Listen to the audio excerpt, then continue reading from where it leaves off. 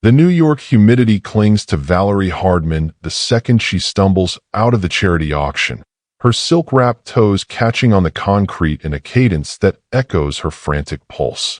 She does not look back. She refuses to look back. Not after the laughter that ripped through the ballroom like a serrated blade. Not after Alexander's voice, smooth, cold, and devastating, reduced her entire existence to a failed social experiment in front of the city's elite. Publicly discarded at the height of the gala, she flees into the shadows of the city, unaware that a king of a much darker world is already tracking her silhouette. The expensive scent of lilies and betrayal still haunts the folds of her emerald green dress. The off-shoulder gown she chose specifically to make Alexander proud, a garment that now feels like a heavy, shimmering shroud. Valerie lunges through the heavy brass doors of the lounge, the sudden chill of the air conditioning striking her skin like a physical blow, though it pales in comparison to the sting of the words Alexander leveled at her moments ago. He was always careful. Alexander Noah didn't use his fists to break her. He used the silence of a room and the sharp edge of a smirk to ensure she knew her place. Now, she moves through the dim light of the Korean lounge without a destination, her green clutch white-knuckled against her ribs, her chest heaving with the jagged, silent sobs of a woman who has finally reached her limit. The memories of the gala don't just return. They haunt the air like the metallic tang of blood. Before the lounge, before the rain, there was the light, blinding, artificial, and cruel. The grand ballroom of the Pierre Hotel had been a sea of silk and diamonds, a place where Valerie felt like a ghost draped in emerald. She had stood by Alexander's side for 3 hours, her smile a fixed, aching mask, playing the part of the devoted wife to New York's most predatory venture capitalist. The auction was supposed to be the pinnacle of their social season. Alexander stood on the velvet-drenched stage, the microphone catching the glint of his platinum watch. He looked every bit the savior, the man who built empires from dust. But as the final lot, a historic family estate, was announced, he didn't speak of architecture or legacy. He looked directly at Valerie, seated at the front table, and the temperature in the room seemed to drop. "We talk a lot about value tonight," Alexander began, his voice amplified and smooth as polished stone. "About heritage, about things that are built to last." He paused, a predatory glint in his eyes that only Valerie recognized. When I found Valerie, she was a waitress with a dying father and a mountain of debt. She was a project, a bit of rough clay I thought I could mold into something resembling a lady. A ripple of uneasy laughter moved through the crowd. Valerie felt the blood drain from her face, her fingers curling so tightly around her green clutch that her knuckles turned white. She waited for the punchline, for the save, for the moment he would say he was joking. It never came. "I spent 3 years polishing her," Alexander continued, his smirk widening as he caught the eye of Benjamin Mason at the next table. "I gave her a name, a wardrobe, and a seat at tables she hadn't even heard of. But tonight, I realized something. You can buy the finest emeralds, but you can't change the dirt they were pulled from. Some things are just decorative, useful for a season, perhaps, but ultimately disposable once the novelty wears thin." The silence that followed was worse than any scream. It was a heavy, suffocating weight. Valerie looked around the room and saw not friends, but spectators at a Roman circus. They weren't horrified, they were entertained. She saw the pity in some eyes and the sharp, jagged joy in others. Alexander didn't just break her heart in that moment. He stripped her of her humanity, turning her into a cautionary tale of social climbing gone wrong. He had leaned into the microphone one last time, his gaze never leaving her trembling lips. "So, let's start the bidding for something with actual worth, shall we?" Valerie didn't wait for the gavel to fall. She rose from the table, the chair scraping against the floor like a cry of pain. She moved through the crowd, a blur of green against a world that had suddenly turned gray. She could feel their eyes on her back, hot, judgmental, and heavy. Alexander's laughter followed her out the door, a sharp, echoing sound that stayed with her even as she stepped into the New York night. The emerald dress, which she had once thought of as her armor, now felt like a neon sign of her humiliation. She had been his charity project, a thing to be displayed and then discarded when he grew bored of the optics. As she walked, the memory of his cold, calculated betrayal burned deeper than the autumn chill. She wasn't just leaving a party. She was leaving the only life she had known for years, walking toward a darkness that felt safer than the light of Alexander's world. Each step away from the ballroom was a step toward the unknown, toward a quiet lounge where a different kind of power was waiting to stand up. The lounge is a sanctuary of shadows and polished wood, a world away from the neon cruelty of the New York streets. Valerie sinks into the velvet of a corner booth, the fabric cool against her trembling skin. Here, the air smells of expensive whiskey and aged tobacco, a heavy scent that almost smothers the lingering aroma of Alexander's lilies. She pulls her knees toward her chest, the emerald silk of her dress bunching like bruised leaves. Her breath comes in jagged shudders, each one a small earthquake in her chest as the reality of her ruin settles in. She is a project discarded, a polished stone thrown back into the mud. Across the room, the world continues to turn with a jagged, unkind grace. A couple sits at a nearby table, their silhouettes sharp against the low amber light. The woman, draped in a black dress that looks like a midnight oil spill, presses a manicured hand to her mouth. Her laughter is a soft, melodic poison that drifts across the space. Beside her, a man leans back, his suit jacket open, swirling a drink with an air of detached superiority. They do not see a woman in pain. They see a performance. Is she still at it? The woman whispers, her eyes darting toward Valerie with a gleam of predatory amusement. Some people simply don't know how to carry their drama in private. It's so unrefined.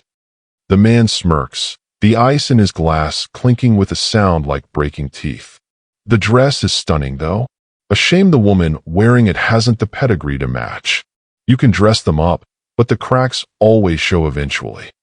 Valerie tries to swallow the bile rising in her throat. She wants to disappear into the upholstery, to become part of the dark wood and the dim light. Their words are smaller than Alexander's, but they are the salt in a fresh wound. She squeezes her clutch until the metal frame bites into her palms, her eyes fixed on the floor, watching her own tears darken the hem of her gown. She feels invisible yet exposed, a broken bird beneath the spotlight. But there is another presence in the room, one that does not laugh and does not speak. In the deepest shadow of the lounge, seated at a table that seems to command the very air around it, is Ping. He is a study in stillness, his black suit blending into the gloom, his face a mask of unreadable bronze. He has been watching her since the moment she stumbled through the brass doors. He does not look at her with pity, nor with the mocking hunger of the socialites.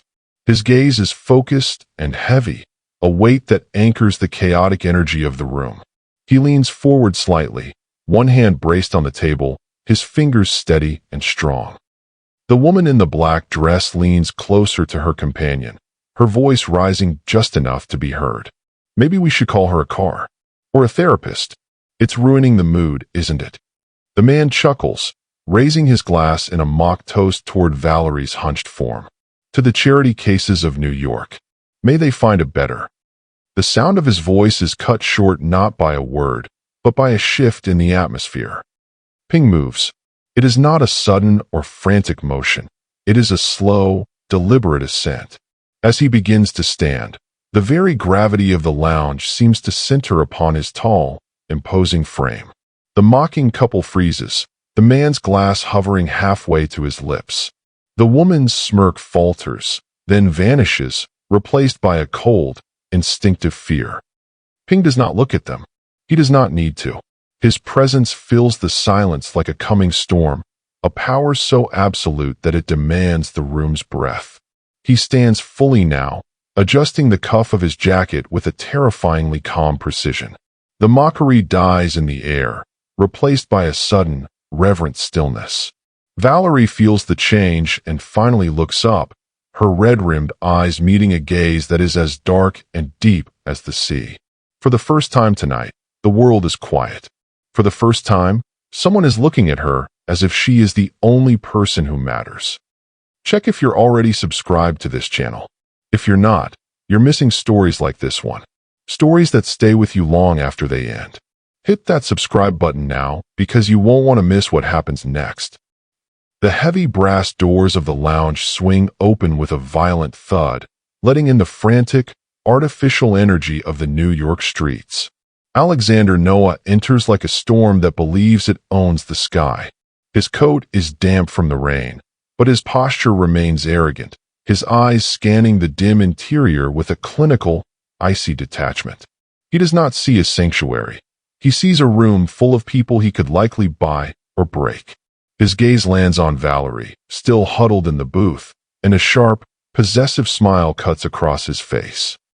He marches forward, the floorboards groaning under his expensive leather shoes. "Valerie," he calls out, his voice carrying the smooth, practiced authority of a man used to being obeyed. "That's enough of this little tantrum. You've made your point. Now get up. We have guests waiting back at the Pierre, and I won't have you ruining the evening with this pathetic display." He reaches out a hand to grab her arm, but he never makes contact. A shadow detaches itself from the wall near the entrance. Ramon, Ping's right-hand man, moves with a fluidity that makes the air seem to part for him. He steps into Alexander's path, a wall of silent, immovable muscle. Ramon does not touch his weapon. He doesn't need to. His presence alone is a physical barrier that stops Alexander mid-stride. "This is a private establishment," Ramon says, his voice a low, gravelly vibration. "And the lady is not to be disturbed." Alexander let out a sharp, mocking laugh, looking Ramon up and down with sneering contempt. "Do you have any idea who I am? I am Alexander Noah. I don't care what kind of low-rent security you think you're providing. Move aside before I have this place shuttered by morning." Ramon does not flinch. He doesn't even blink. He simply stares through Alexander as if the billionaire were made of glass. Behind him, the atmosphere of the lounge shifts from tense to lethal. Ping has moved from his table, walking with a slow, measured grace that draws every eye in the room. He stops just behind Ramon, his hands clasped loosely behind his back. The light catches the sharp planes of his face, casting long, hungry shadows across the floor. "Mr. Noah," Ping says, his voice quiet, yet carrying further than Alexander's shout. It is a voice accustomed to ending lives and starting wars. "You speak of value and projects. You speak of things you think you own." Alexander squares his shoulders, trying to reclaim the space, but beside the mountain that is Ping, he looks small, a man of paper and ink standing before a forest of iron. "This is a domestic matter," Alexander snaps, though a bead of sweat now glistens at his temple. "She is my wife. She belongs with me." Ping steps around Ramon, entering Alexander's personal space. He is close enough to smell the expensive gin on the businessman's breath. Ping tilts his head slightly, his expression one of mild, dangerous curiosity. "In my world, a man who humiliates his own blood is not a man at all. He is a child playing with fire. You have mistaken her silence for weakness, and my lounge for a place where your name carries weight. You're threatening me?" Alexander sneers, his voice cracking slightly. "I can have the police here in 5 minutes." "The police look for bodies, Mr. Noah," Ping whispers, a cold smile finally touching his lips. "I ensure they are never found. Now, you will turn around, you will walk through those doors, and you will forget this address exists.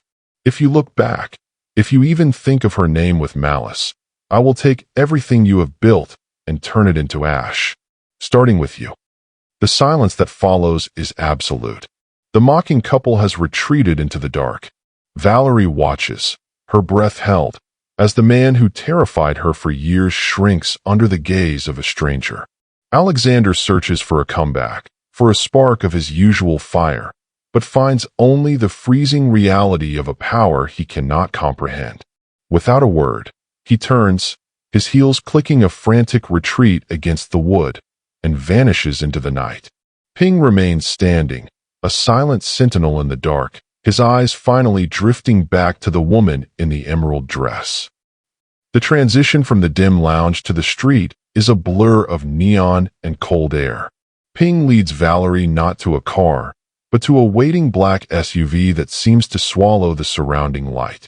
Inside, the leather is soft and smells of cedar, a silent sanctuary that carries her away from the wreckage of the ballroom. She watches the city through tinted glass, the skyscrapers of Manhattan turning into pillars of salt as they retreat into the distance. Beside her, Ping is a silent, grounding weight, his presence offering a shield she hasn't yet learned how to hold. They arrive at a high-rise that touches the clouds, a fortress of glass and steel where the lobby is manned by men with eyes like hawks. The elevator rises in a smooth, breathless ascent, delivering them to a penthouse that overlooks the glittering sprawl of the empire Alexander thinks he owns. The sanctuary is minimalist and vast, filled with shadows and the soft hum of high-end technology. Waiting for them is Kenneth Schultes. He is a man of wires and sharp angles, his face illuminated by the pale blue glow of multiple monitors. He doesn't look like a soldier, but the way his fingers move across the keys suggests he fights wars in a different dimension. He looks up as Valerie enters, his expression a mixture of pity and grim professional focus. "Valerie," Ping says, his voice low and resonant in the quiet room. "This is Kenneth." He sees what the world tries to hide. Kenneth nods toward a chair, his eyes returning to a screen filled with scrolling lines of code and grainy, oscillating images. "I've been digging since Ping called," Kenneth begins, his voice thin but steady. "You need to understand, Valerie. Alexander didn't just marry you. He mapped you." He taps a key, and Valerie's heart stutters. On the screen is a digital blueprint of her life. There are logs of her phone calls, timestamps of her grocery runs, and even the internal temperature of her smart home thermostat. "He's been using a proprietary software called Aegis," Kenneth explains, his brow furrowing. "It's not just a tracker. It's a predictive algorithm. He knows where you're going before you've even put on your shoes." Valerie moves closer, her hand trembling as she touches the glass of the monitor. She sees a map of the city with a pulsing red, centered on her current location. "He knows I'm here," she whispers, the fear returning like a cold tide. "He knows your phone is here," Kenneth corrects, which is why Ramon is currently melting it in a furnace downstairs. But it goes deeper. He's placed keyloggers on your laptop and hidden microphones in your jewelry. That emerald necklace he gave you for your anniversary? It wasn't a gift. It was a witness. The realization hits her harder than any of Alexander's insults. Every secret she whispered to herself, every tear shed in the privacy of her bathroom, every plan she ever considered, he had been there, listening, mocking her in the silence of his own mind. She feels a sudden, violent urge to scrub her skin, to shed the invisible layers of his control. Ping steps into the light of the monitors, his shadow falling over the digital map of her life. "He uses the light to blind you," Ping says, his eyes fixed on the red pulses on the screen. "He thinks because he can see you, he can own you. But he cannot see into the shadows I provide." Kenneth scrolls further, revealing a network of bank accounts and legal filings. "He's also been monitoring your sister, Daniela. He's looking for leverage, Valerie. He's not just trying to bring you home. He's trying to ensure you never have a home to go back to." Valerie looks at the two men, the hacker who sees her soul in code and the Mafia boss who offers her a sword. The penthouse, with its panoramic views and silent halls, is no longer just a safe house. It is a war room. For years, she was a ghost in her own life, watched and measured by a man who saw her as a project. Now, for the first time, she looks at the monitors and sees not her cage, but the map of her enemy's downfall. The tears have stopped. In their place is a cold, sharp clarity. She is done being watched. It is time for her to start seeing. The city lights stretch out below the penthouse like a carpet of fallen stars, But inside the glass walls, the air is thick with the weight of unspoken histories. Ping stands by the floor-to-ceiling window, his reflection superimposed over the glowing arteries of Manhattan. He has removed his suit jacket, revealing the stark white of his shirt and the dark holsters that hug his shoulders. He looks less like a businessman now and more like a predator at rest. Valerie stands a few feet away, her emerald dress catching the dim light, her presence a fragile contrast to the steel and stone of his world. "Why?" she asks, her voice a soft tether in the vast room. "You don't know me. You risked a war with a man like Alexander for a woman you found crying in a corner. People in your position don't do anything without a price." Ping does not turn immediately. He watches a silent helicopter drift past the spires of Midtown. "Price is a concept for men like Alexander," he says, his voice a low, resonant hum. "He deals in transactions. I deal in blood and memory. There are debts that a lifetime of currency cannot settle." He finally turns, his dark eyes searching hers with an intensity that makes the breath catch in her throat. He moves to a small lacquered cabinet and retrieves a weathered photograph, its edges yellowed by time. He holds it out to her. Valerie takes it, her fingers brushing his, and sees a younger version of her father standing outside a dusty clinic in a neighborhood she barely remembers. Beside him is a young Korean boy, his face bruised but his eyes filled with a familiar, burning defiance. "Your father, Thomas Hardman, was a doctor in a part of the city where the police didn't like to go," Ping explains, his gaze softening as he looks at the image. 20 years ago, a boy was left on his doorstep with a bullet in his lung and no name. The boy's family was involved in a war they were losing. Any other man would have called the authorities. Any other man would have turned his back to stay safe. Valerie traces the outline of her father's face. She remembers his tired eyes, his constant work, the way he never seemed to have money despite the long hours. "He never told me," she whispers. "He wouldn't," Ping replies. "He treated that boy in secret for 3 weeks. He risked his license and his life to keep a child of the underworld alive. That boy was me. Before your father passed, he told me that his only regret was leaving his daughters in a world that eats the gentle. He didn't ask for a favor. He asked for a promise." The silence that follows is not heavy. It is a shield. Valerie looks from the photo to the man standing before her. The mystery of his intervention begins to dissolve, replaced by a sense of faded symmetry. But it is more than just a debt of the past. Ping continues, his expression hardening. "Alexander Noah is not working alone. He is the face of a machine fueled by Benjamin Mason. Mason is the man who dismantled my family's holdings while I was still learning to lead. He is the one who turned my streets into a graveyard. He uses men like your husband to stay clean, to keep his hands white while he chokes the city." He steps closer, the scent of sandalwood and cold iron surrounding her. "I did not just find you, Valerie. I have been waiting for the moment Alexander's cruelty finally broke the seal. By helping you, I am not just honoring your father. I am cutting the throat of the man who took everything from me. Alexander thinks you are a project. Mason thinks you are a pawn. They are both wrong." Ping reaches out, his thumb grazing the line of her jaw with a ghost of a touch. "This is a blood pact, Valerie. I will provide the fire, and you will provide the map. We will burn their empire down until there is nothing left but the truth of what they are. You are no longer a victim of their world. You are the weapon that will destroy it." Valerie looks into the darkness of his eyes and sees a reflection of her own burgeoning strength. The fear that had defined her for years flickers and dies. She isn't a charity project or a disposable ornament. She is the daughter of a man who saved a king, and she is standing in the presence of a debt finally come due. She nods slowly, a silent oath passing between them in the quiet of the sanctuary. The war has a name now, and for the first time, she knows exactly whose side she is on. The peace of the high-rise sanctuary is shattered not by a sound, but by a flicker of movement on the wall of monitors. Kenneth's hands freeze over his keyboard, his face turning the color of ash as a new window pops open, overriding the sea of code. It is a live feed, grainy and trembling, sent from an untraceable burner phone. Valerie moves toward the screens, her heart climbing into her throat. In the center of the frame is a small, cluttered apartment, a place she knows by the scent of lavender and the sound of old floorboards.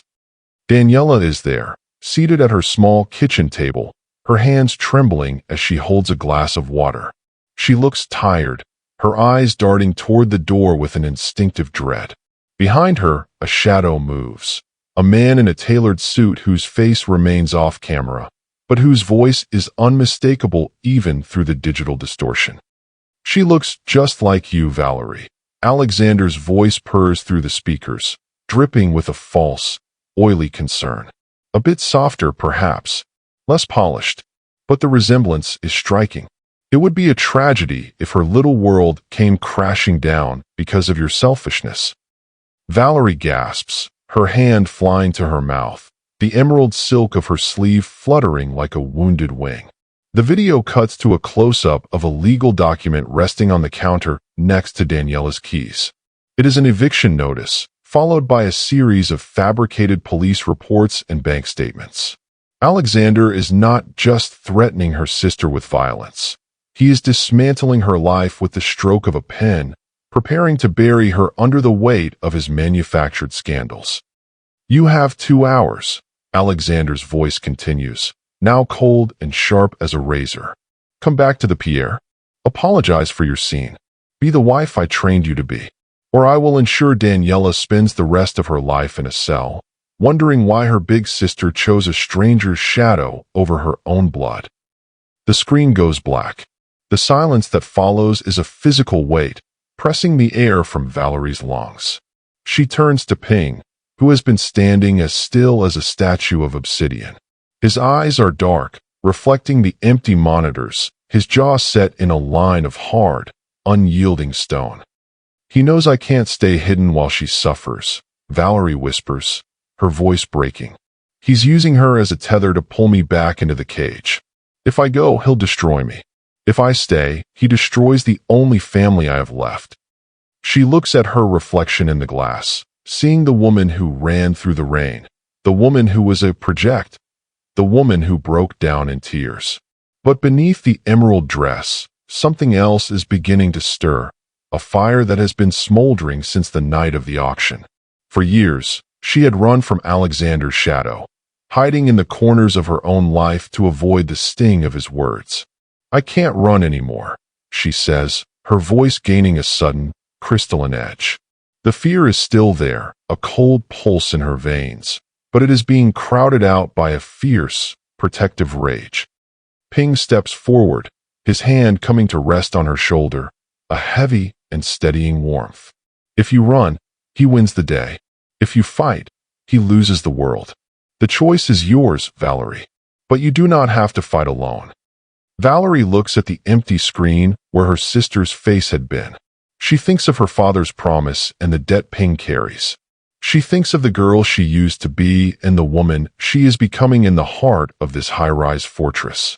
She reaches out and touches the cold glass of the monitor, a silent vow passing from her heart to the digital void. "I'm not going back to be his wife," she says, her eyes meeting Ping's with a clarity that rivals the diamonds she once wore. "I'm going back to be his ruin. Tell me how we start." The decision is a threshold, a door slamming shut on her past.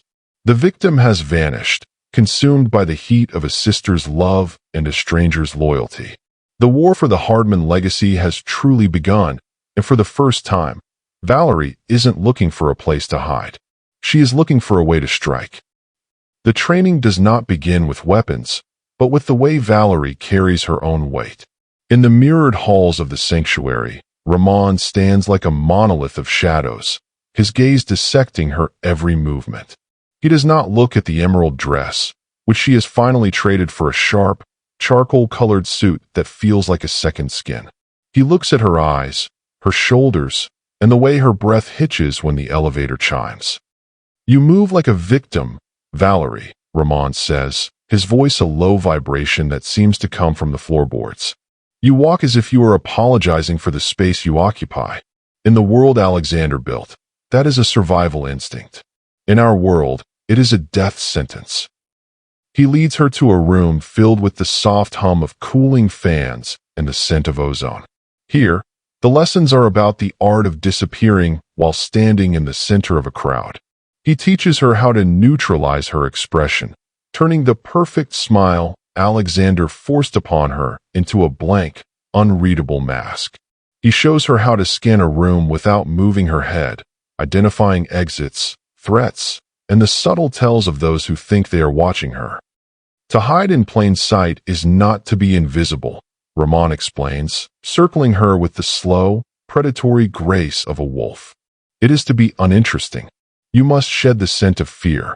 You must become the background noise of the city.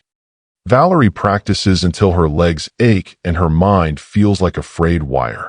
She learns to walk with a purpose that belongs only to her, shifting her center of gravity so she is always ready to move, always ready to pivot. She learns the underworld etiquette, the language of silence, the significance of a tilted head, and the power of a gaze that does not blink.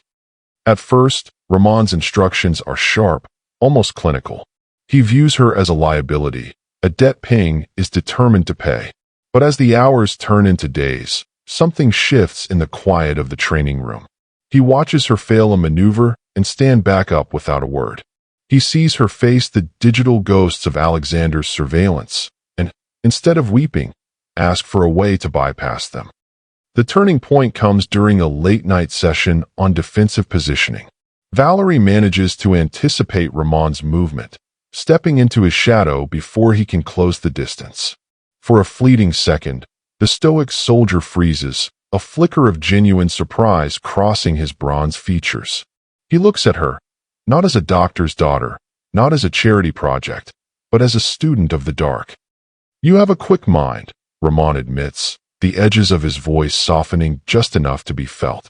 He retrieves 2 bottles of water from a cooler, handing one to her with a nod that carries the weight of a medal.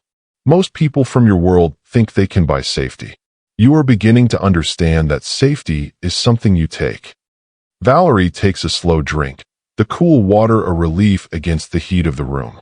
She looks at Ramon, seeing the scars on his knuckles and the weary wisdom in his eyes. He is a man who has lived 1,000 lives in the shadows, and for the first time, she feels she is worthy of his time. "I spent years learning how to be the person Alexander wanted," Valerie says, her voice steady and clear. "I think I'm finally learning how to be the person I need to be." Ramon offers a rare, ghost of a smile, a sharp, fleeting thing that disappears as quickly as it arrived. "Good. Because the city is a forest of eyes, Valerie. And tomorrow, we start teaching you how to make them blink." There is no more pity in the room. There is only the quiet, begrudging respect between 2 people preparing for a storm. Valerie stands tall, her shoulders squared, no longer hunched inward for protection. She is learning the etiquette of the wolf, and she is finding that it fits her far better than the silk of a lamb. The air in the high-rise war room is cold, filtered through vents that hum with the secrets of 1,000 servers. Valerie sits before the glowing monitors, her eyes reflecting the jagged lines of financial data that Kenneth has painstakingly unmasked. The emerald dress is a distant memory, replaced by the sharp focus of a woman hunting for the truth. For years, she believed Alexander was merely a man of ego and high-interest loans. But as the digital ink of his bank statements begins to bleed into view, she sees a much darker architecture. The paper trail is not a line, but a web. Kenneth's fingers dance across the keys, pulling back the veil on a series of shell companies with names like Aegis Holdings and Marble Pillar Development. At the center of this web sits Benjamin Mason, the man whose name was whispered in the lounge as a kingmaker of the corporate underworld. "Look at the acquisition dates, Valerie," Kenneth murmurs, his face pale in the screen's light. Every time Alexander closed a deal for a new luxury development, a local community center or a low-income housing block was seized for safety violations or tax irregularities. It's a land grab scheme, perfectly legal on the surface, but built on a foundation of orchestrated ruin. Valerie leans in, her breath hitching as she recognizes a familiar address. It is the community clinic where her father once worked, the very ground where a young Ping had been saved. It had been sold for a fraction of its value just months after her father's passing. She sees Alexander's signature on the transfer papers, but the funds came from an offshore account controlled by Mason. They weren't just building towers, Valerie says, her voice a low, hollow vibration. They were erasing the neighborhoods that didn't fit their vision. Alexander didn't just marry me to polish his image. He used my family's connections to the local council to map out which properties were vulnerable. I was his scout, and I didn't even know it. The conspiracy is a masterpiece of refined cruelty. Mason provided the capital and the political muscle, while Alexander acted as the charismatic front, the man who could smile for the cameras while the bulldozers waited in the shadows. They had been working together to bankrupt small landlords, including the building where Daniela lived, forcing them to sell to Aegis Holdings before the market was manipulated to skyrocket. Ping enters the room, his shadow falling across the data like an eclipse. He stares at the screen, his jaw tight. Mason doesn't build, Ping says, his voice like the grinding of tectonic plates. He harvests. He finds a weakness in a city's heart, and he drains it. Alexander was just the needle. Valerie feels a sickening clarity. The charity project Alexander had mocked at the auction wasn't her. It was her entire world. He had treated her heritage like a resource to be mined, and then discarded once the veins ran dry. But the paper trail Kenneth has uncovered contains one fatal flaw: a series of digital signatures that Alexander had used to siphon Mason's funds into his own private accounts. The partners were already beginning to eat each other. "We have the weapon," Valerie says, her eyes hardening into flint. She points to a recurring transfer that bypasses the legal audits. If Mason finds out Alexander has been skimming from the land grab profits, the alliance will shatter. Alexander thinks he is a master of leverage, but he's forgotten that Mason doesn't forgive a debt. She looks up at Ping, the fear that once lived in her chest replaced by a cold, calculating resolve. The emerald silk she once wore was a disguise, but the data on the screen is a mirror. She sees exactly how to dismantle them. She isn't just a witness to their crimes anymore. She is the one who will hand the evidence to the executioner. The conspiracy that was meant to bury her family has become the rope they will use to hang themselves. In the quiet of the sanctuary, the huntress finally sees the path. The Metropolitan Museum is a temple of gold and ego tonight, the air vibrating with the hollow chatter of the city's elite. Alexander Noah stands at the center of the grand hall, his glass of vintage Bordeaux held like a scepter. He is radiant with the dark energy of a man who believes he has finally purged his past. Beside him, Benjamin Mason watches the room with the predatory stillness of a vulture. They are celebrating the finalization of the land grab, the moment their manufactured empire becomes an unassailable fortress. Alexander leans into a group of investors, his voice a smooth, confident purr. "Values, gentlemen. It's all about knowing what to keep and what to discard." Then, the heavy oak doors at the far end of the hall swing open. The chatter does not stop all at once. It ripples away in a slow, dying wave. Valerie Hardman walks into the light, and the room seems to tilt on its axis. She is not wearing the emerald dress of a broken woman. She is draped in a gown of midnight velvet that absorbs the glare of the chandeliers, her shoulders back, her gaze a steady, freezing fire. She moves with the lethal poise Ramon taught her, not a victim seeking entry, but a sovereign reclaiming her territory. Alexander's glass stops inches from his lips. His face shifts from triumphant to pale, a mask of disbelief cracking in the light. He sets his drink on a passing tray and marches toward her, his eyes darting to see who is watching. "Valerie," he hisses, his voice a jagged edge of the refined cruelty he once used to break her. "You have 5 seconds to turn around before I have security drag you out in front of everyone. You are a ghost, a failed experiment. You don't belong in this light." He reaches out, his hand intended to seize her arm, and usher her into the shadows once more. But Valerie does not flinch. She does not even blink. She meets his gaze with a clarity that makes him stumble. "I'm not here for the party, Alexander," she says, her voice low and resonant, carrying through the sudden silence of the hall. "I'm here to witness the auction of your soul. I believe Benjamin Mason would be very interested in the digital signatures I found today, the ones that show exactly how much of his money you've been siphoning into your private accounts."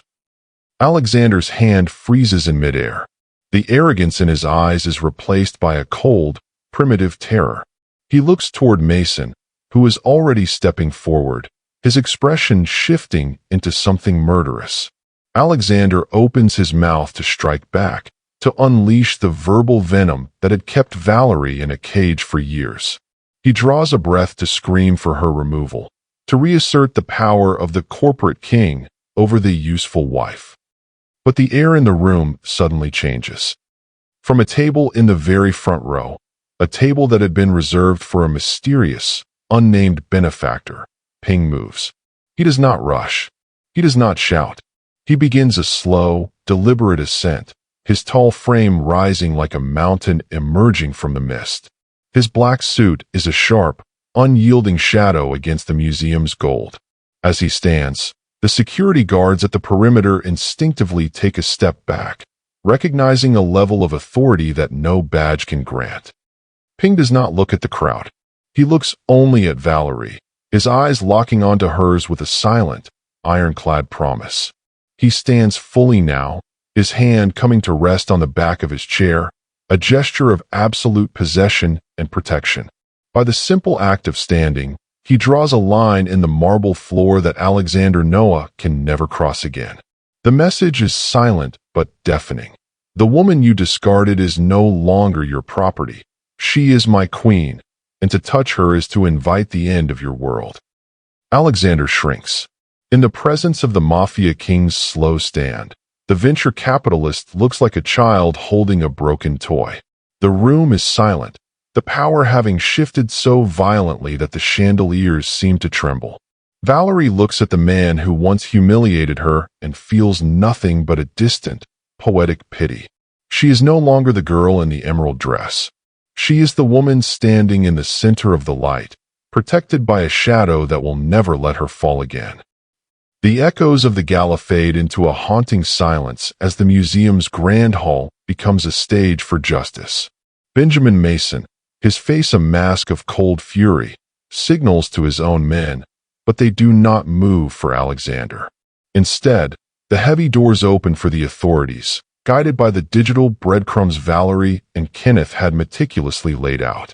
The land grab scheme, the skimmed funds, and the systematic destruction of the Hardman legacy are no longer secrets, they are evidence. Alexander is led away in handcuffs, his expensive suit rumpled and his face stripped of its arrogant luster.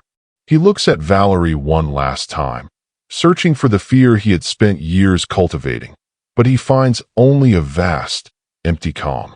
The man who once occupied every corner of her mind has shrunk into a pathetic figure of greed and vanity. As the police cruisers pull away, their blue and red lights painting the marble pillars of the museum, the weight of 1,000 days of silence finally lifts from Valerie's chest.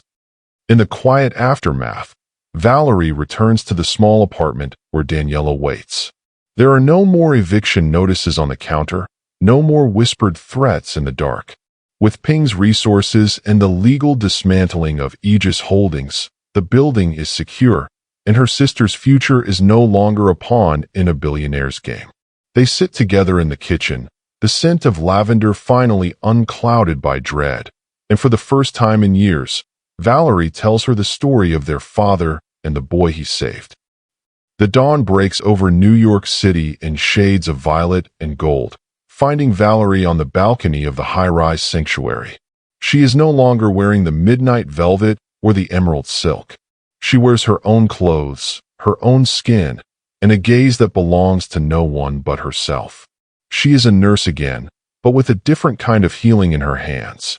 She has rebuilt the clinic that Alexander tried to bury, ensuring that the people of her neighborhood have a place where their lives are valued above land. Ping joins her at the railing, the morning light softening the hard edges of his profile. He does not stand behind her like a master, nor does he lead her like a guide. He stands beside her, an equal distance between them that speaks of choice rather than debt. The blood pact has been honored, the enemy defeated, but the bond that grew in the shadows has transformed into something sturdier than a promise. The city looks different when you aren't hiding from it, Valerie says, her voice steady and clear, a melody of newfound strength. Ping looks out at the sprawl of the empire they protected. It is yours now, Valerie, not as a gift, but as something you earned. She looks at him and realizes that the Mafia boss who stood up in the lounge didn't just save her. He gave her the space to save herself. They are two architects of a new world, one built on the ruins of a cruel one, defined no longer by useful silence, but by the power of their voices. Valerie walks into the new day, her head held high, a woman who was once humiliated and broken, now standing tall as the protected queen of her own destiny. The rain has stopped, and for the first time, she is not afraid of the sun. If you have not subscribed yet, please do now because there are more stories like this one waiting for you. Stories of courage, of love, of people who refuse to give up even when the world gives them every reason to. Turn on the notification bell, and I'll see you in the next one.